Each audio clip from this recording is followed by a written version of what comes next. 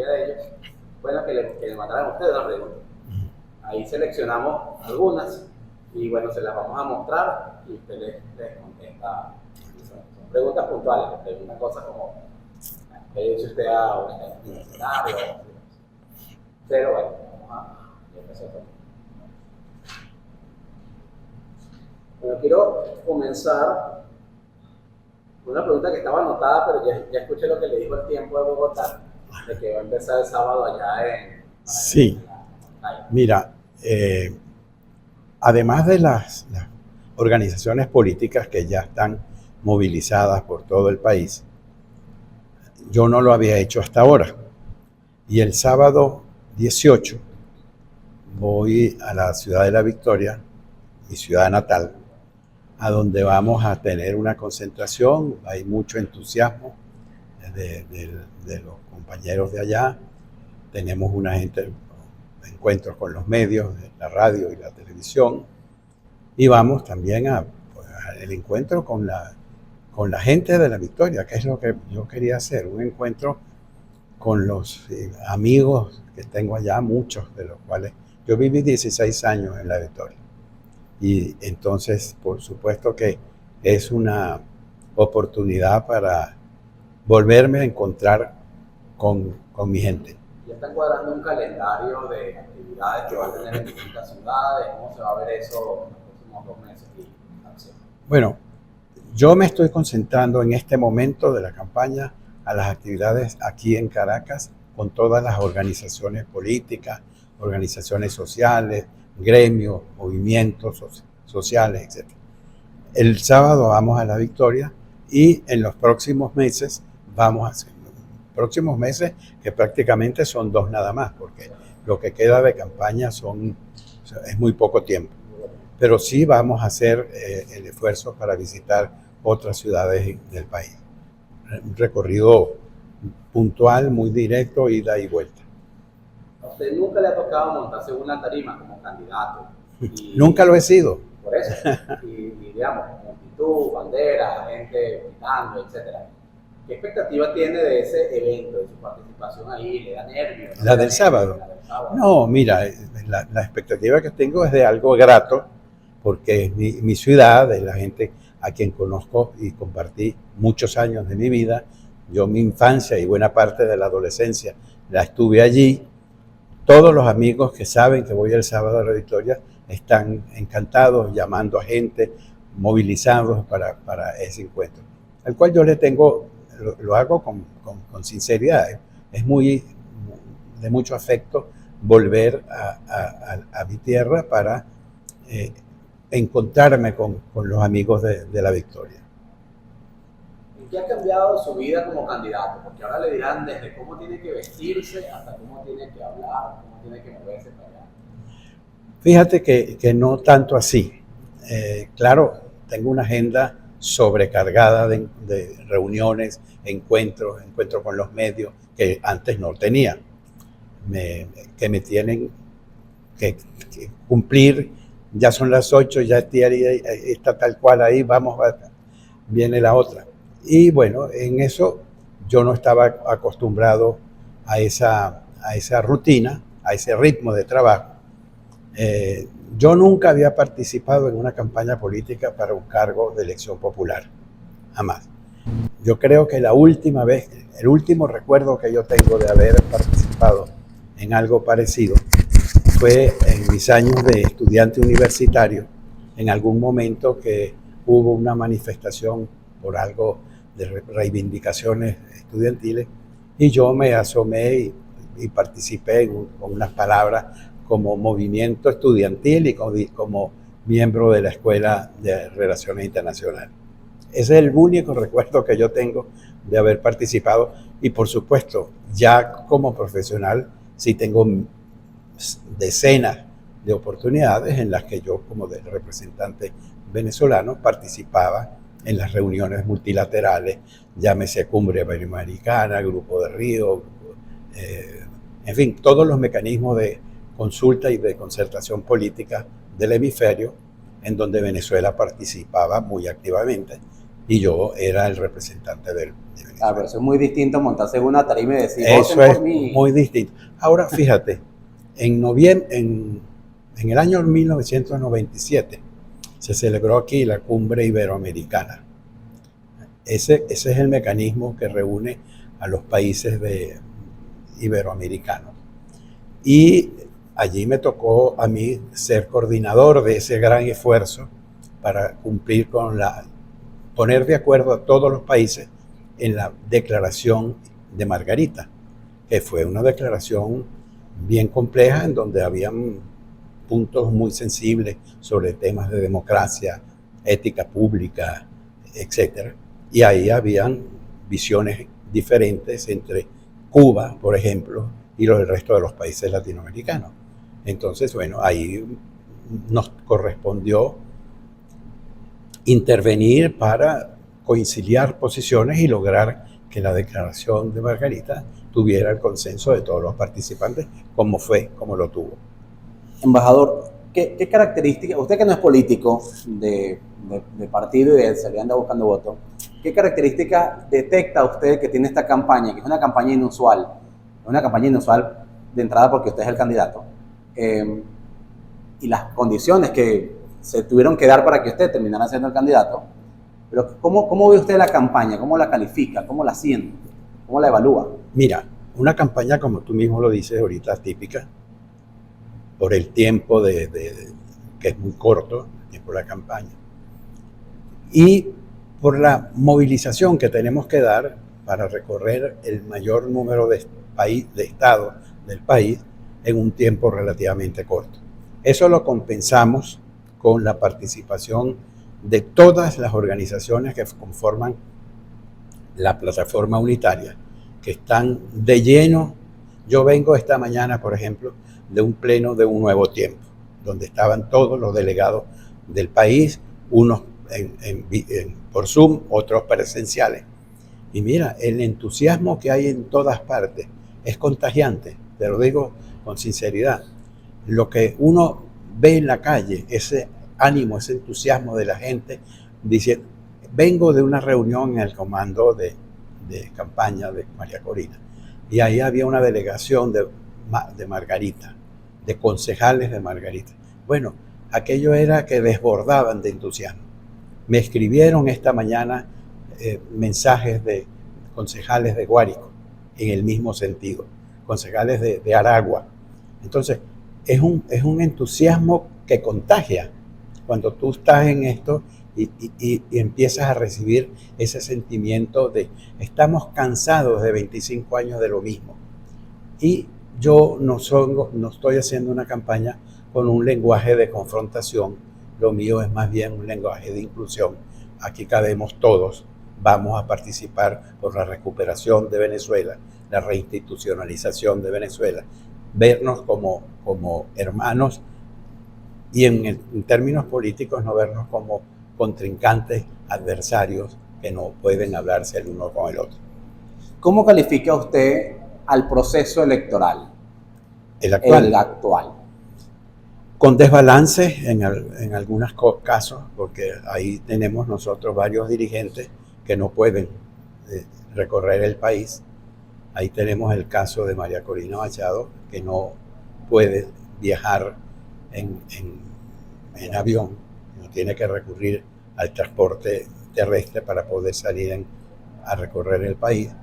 Eso es un desbalance en el sentido de que tampoco hay emisoras que puedan hacerle entrevistas, no las pueden llevar a televisión porque no las reciben. Cuando yo estuve en Venevisión hace algo así 2 semanas, bueno, todos estaban sorprendidos porque por primera vez, después de mucho tiempo, un dirigente, si cabe el término de ponerme como dirigente, iba a ser entrevistado en ese canal. Eso no, María Corina no la han entrevistado. Y así muchas cosas. Lo mismo ocurre en los espacios de prensa escrita y por supuesto la gente en la prensa del gobierno ni siquiera eso es una cosa que se puede concebir. En las decisiones de su candidatura, ¿qué pesa más? ¿María Corina Machado o la plataforma unitaria? La plataforma unitaria, sin duda, porque es la que reúne a todos los partidos políticos que están empeñados en un cambio en Venezuela, y a María Corina Machado, que es una dirigente que obtuvo la mayor votación en las elecciones primarias de julio pasado. O sea, de alguna manera, ¿cómo respondería a las voces que dicen, bueno, Edmundo González es el candidato del pendón y lo desestiman como candidato del pendón? Hubo una persona que en una entrevista dijo, parece el mono Kini de María Corina Machado. ¿Qué le responde usted a quien lo califica de esas maneras? A palabras necias, oídos sordos. Y también se ha dicho, en parte por una mala interpretación de una entrevista que usted dio, pero en todo caso, para que lo deje claro, que Edmundo González Urrutia le entregará el poder a María Corina Machado si gana la elección. ¿Qué le responde a eso? Mira, no quiero repetir lo mismo porque voy a caer, pero eso no es así.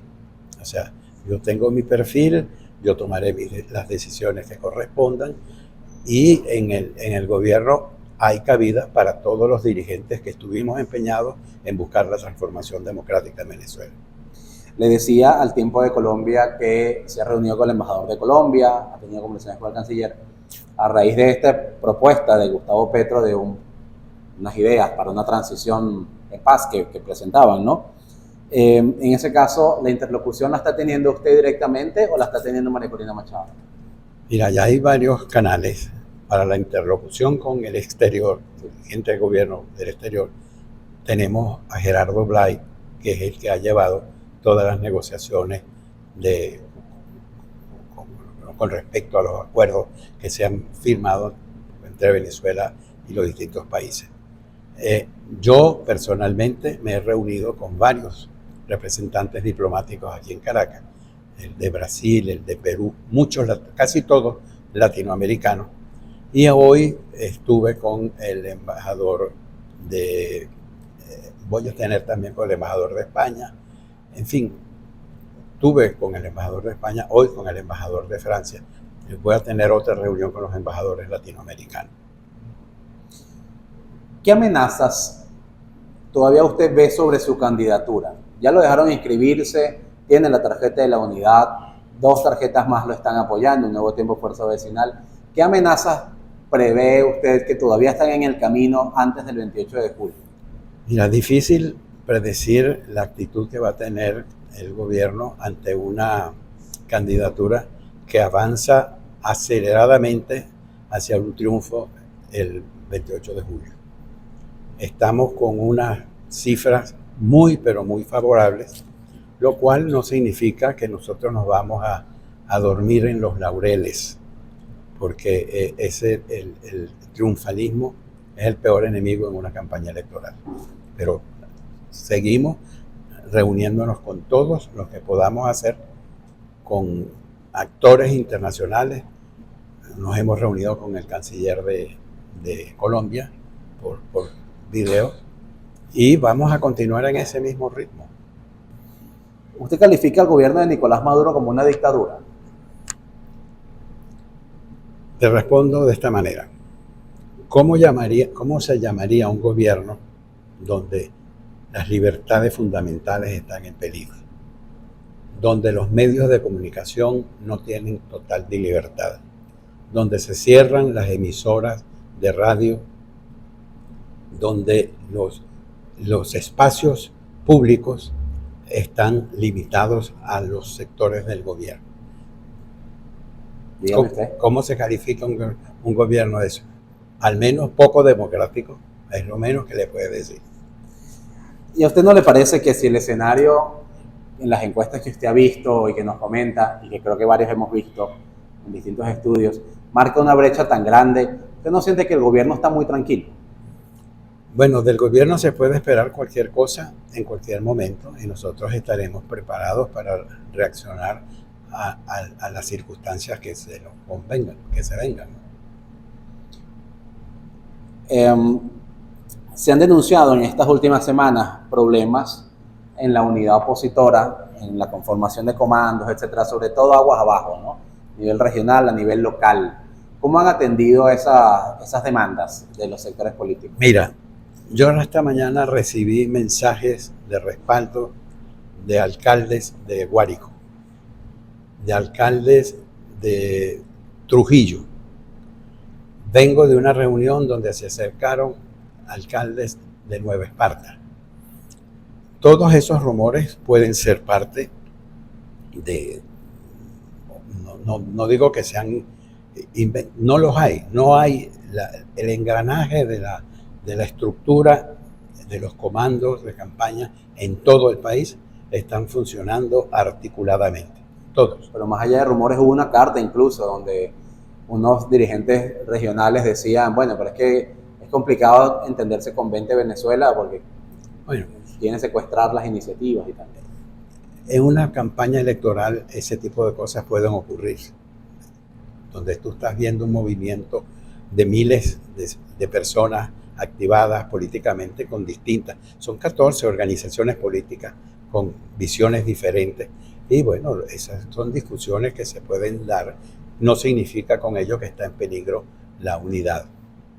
Y aguas arriba, ¿cómo se constituye un comando nacional? Porque bueno, tiene María Corina que tiene su equipo de trabajo, luego hay 14 organizaciones en la plataforma, hay unas decisiones colectivas, pero todo comando necesita también su propia... Estamos trabajando articuladamente, todos, en el mismo sentido, remando a la misma dirección, con el objeto no solo de obtener el triunfo, sino de asegurarnos las garantías del voto, asegurarnos que el voto que se tiene allí va a ser recordado. Hablemos de la organización, de lo que hace falta para ganar. No basta, dice uno, y los politólogos también, no basta con tener una brecha importante en encuestas si eso el día de no se transforma en voto, movilización, organización, defensa del voto, digamos, todo lo que se ha hablado, ¿no? ¿Qué nos puede decir en eso? ¿Se avanza en eso? ¿Se ha hablado de la red 600K? ¿Cómo está evaluando y qué información tiene de cómo se mueve esa organización? Mira, nosotros estamos haciendo una evaluación casi diaria de todo el movimiento de la campaña, que evoluciona muy bien, que marcha sobre ruedas, que todo el mundo está activado hacia el mismo propósito. Esta mañana estuvimos, como te decía, en un nuevo tiempo, en un pleno nacional de ello. El gobernador Rosales nos estaba haciendo una exposición sobre el desarrollo de la campaña en el Zulia, las expectativas que hay con todos los movimientos políticos que están activados en función del triunfo de la candidatura de la plataforma unitaria. Para no caer en triunfalismo, como bien nos comenta, ¿qué cree usted que le hace falta para ganar una elección? Usted dice, bueno, ¿qué todavía no tienen, que tienen que lograr para el 28 de julio? Bueno, que ese 40% que falta para convertirse en 100% se active en los últimos días, porque las cifras que nos llegan son que el 60% está respaldando la candidatura de la plataforma unitaria. O sea, ese 40% que falta es lo que nos haría para dar el 100%, lo cual es prácticamente un hecho inédito e imposible. 100% de apoyo, 100% de apoyo. Y en materia de padrón electoral, ¿sabe cuánto porcentaje se ha organizado en ese sentido? Los que manejan el tema electoral están trabajando en eso. Yo no te lo puedo responder. Ok. ¿Le ha pedido, ha conversado con dirigentes? Bueno, ya sé que se reunió con Manuel Rosales 2 veces ya, ahora en el pleno de Nuevo Tiempo y pues allá en la conversación en privado. No sé si se ha reunido con Enrique Capriles, por ejemplo. Sí. Con otros actores. Les ha pedido también, bueno, vayan a la calle, encabecen actos, hagan lo que está haciendo María Corina. Estuve con Enrique Capriles en mi casa hace 2 o 3 días y al día siguiente y los días subsiguientes estaba en la calle recorriendo el país pidiendo el voto para el candidato de la plataforma. ¿Cree que tienen que hacer más como María Corina a nivel de tamaño, de actividades, de convocatorias? Bueno, todos están activados, todos están muy activados, trabajando por el cambio, trabajando por la candidatura de la unidad. Y le pregunto, ¿cree que hay espacio para más unidad? Porque uno ve que hay todavía candidatos correctos, de Carri, Brito, Bertucci, Enrique Márquez, Eduardo. ¿Hay espacios de conversación? ¿Hay algún puente de comunicación con esos candidatos? Hemos tenido algunos puentes de comunicación con ellos, pero eso no es obstáculo para que ellos estén haciendo lo que tienen que hacer como candidatos, desarrollando su campaña electoral con normalidad y no veo nada contrario. ¿Usted teme que la tarjeta de la unidad sea anulada? Es uno de los escenarios pesimistas que han asomado por allí. Nosotros confiamos que vamos a llegar al 28 con nuestra tarjeta y con el triunfo del candidato a la unidad. ¿Han planteado esa preocupación a la comunidad internacional como una advertencia? Miren, lo hemos hecho advirtiéndoles que ese tema le presten la atención que merece. Vale. Una de las maneras de lograr más porcentaje de apoyo será hablarle también a esas personas que son chavistas, pero que disienten de Nicolás Maduro. ¿Qué le dice a esas personas, especialmente las que dicen, a mí no me gusta Nicolás Maduro, pero es que con María Corina Machado tengo unas grandísimas reservas? ¿Qué le dice a ese público? Bueno, es que el candidato de la plataforma unitaria soy yo. ¿Y cómo cree que la gente puede diferenciar entre el candidato Edmundo González y la no candidata María Corina Machado que hace campaña? Es que no está planteado una candidatura de María Corina Machado. Es una dirigente fundamental de la oposición. Ella estuvo en un proceso de elecciones primarias que ganó ampliamente y ella está trabajando denodadamente por la candidatura de Edmundo González de la plataforma unitaria para el triunfo del 28 de julio. Ella en todo su recorrido, eso es el mensaje que está transmitiendo. ¿Hay algo que usted le haya pedido a María Corina? Por favor, diga usted esto en sus actos de campaña. No tengo no tengo nada que decirle porque ella sabe muy bien lo que tiene que hacer y ya está haciendo. Ok. ¿Y qué le dice a ese chavismo disidente entonces? Que usted es el candidato, pero ¿qué le dice usted como candidato a ellos? Que esta es una propuesta abierta a todos los venezolanos, que esta es una candidatura que busca la reinstitucionalización del país, que buscamos la reconstrucción entre los venezolanos, donde no va a haber una discriminación por su pensamiento político. ¿Qué le dice al sector militar? El militar tiene doble rol en este país en este momento. Tiene el rol de cuidar votos, entre comillas, por lo menos el desarrollo del proceso, pero también votan en este país. ¿Qué le dice usted a los militares? Ellos tienen su rol, que está claramente señalado en el artículo 328 de la Constitución. Que no se cumple en muchos casos.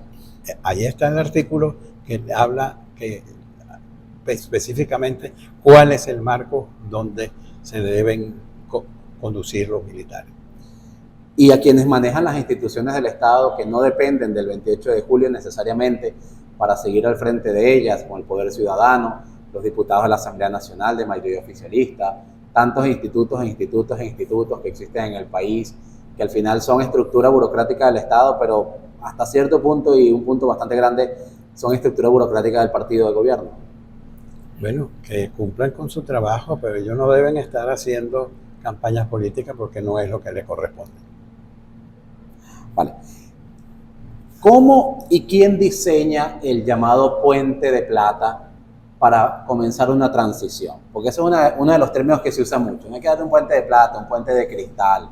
Hay que sacar la mano para convencer a aquel que no se ha convencido de que vamos a una transición. ¿Cómo se construye ese puente de plata? ¿Cómo lo construye usted, que es el candidato? A través del diálogo franco y sin ninguna reserva, hablándole simplemente a los venezolanos y a que están en la acera de enfrente y que aspiramos a que ellos se acerquen a esta propuesta de cambio. ¿Va a publicar un programa de gobierno que la gente pueda...? Está el programa listo, el programa de María Corina Machado está en Venezuela Tierra de Gracia, está público, y el nuestro también va a estarlo, y está en estos momentos los grupos de trabajo muy activados en ese sentido. Y antes de poner la pregunta de los jóvenes, 3 objetivos fundamentales de ese programa de gobierno que vamos a ver. Por encima de cualquier otra cosa, la reconstrucción del país y la reinstitucionalización. Muy bien, vamos a presentarle estas preguntas que son muy rápidas, son preguntas de 10 segundos y bueno. ¿En qué plan entran los estudiantes de las diferentes universidades, tanto públicas como privadas, en el país? ¿Le haría reformas a las universidades públicas o mejoraría el sistema del transporte? ¿Cuáles serían sus planes a largo plazo y de haber una reelección? ¿Cuál sería su deseo o sus planes hacia el ámbito estudiantil y profesional? ¿Cuáles son sus intereses y sus proyectos para el sector universitario a nivel docente y a nivel estudiantil?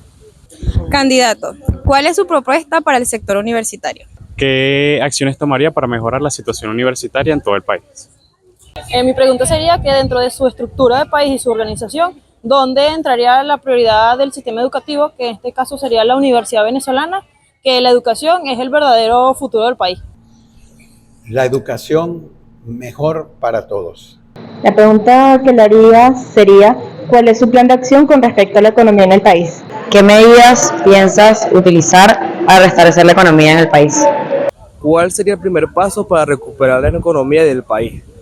Creo que mi pregunta sería, ¿qué es lo primero que harías si ganas la presidencia? Sería cómo piensa, qué planes tienes para recuperar el sistema económico que tiene el país, pues, ¿en qué se enfocaría más? ¿En la agricultura, en el petróleo? Serían las dudas que tendría. Creo que le preguntaría, ¿qué medidas tiene para reactivar la agricultura en Venezuela, todo el sector agrícola, que bueno, tiene tanto potencial? El petróleo es el eje de la economía venezolana. A partir de allí se iniciarían todos los planes de reconstrucción. Yo le preguntaría sobre qué mejoraría con los problemas de la luz, que a cada rato se está yendo incluso en la noche, y cómo haría para mejorar lo que es el sistema educativo y la economía. Ella es gocha, pero estoy en Barquisimeto. No, imagínate tú, yo vivo en el este de Caracas y sufro constantemente los cortes de luz. A pesar de que se invirtieron millones de recursos en el pasado, y el servicio eléctrico está entre los peores hoy en día. Pero claro que eso es un tema que hay que asumir con toda propiedad y aspiramos a que los equipos nuestros, cuando lleguen al gobierno, pongan en marcha todo para la recuperación. Imagínate que yo represento a todos los jóvenes estudiantes de Venezuela. ¿Cómo en un minuto los convencerías de quedarse en Venezuela, garantizándoles un futuro mejor? ¿Cuáles son las propuestas que le tiene a la juventud que está pronto a graduarse?